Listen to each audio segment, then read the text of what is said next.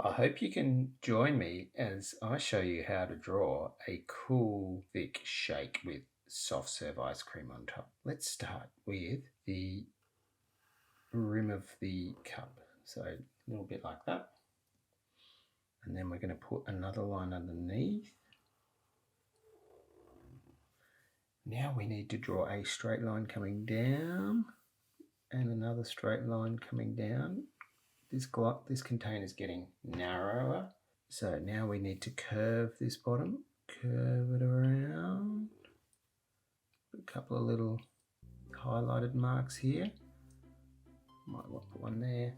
Now, I know how much you guys love ice cream and thick shakes. So let's draw some love heart eyes. 1, love heart eye. 2, love heart eyes. And let's make it a really big happy face there. And now let's draw the actual ice cream. So we're going to start with a line like this. Now we're going to do like a letter S that wraps in there. And then we're going to bring almost like a J. So it's going to come from, let's start it here. And then come around like that. And then this one comes out and around there like that. And then we're going to bring another piece in there like so.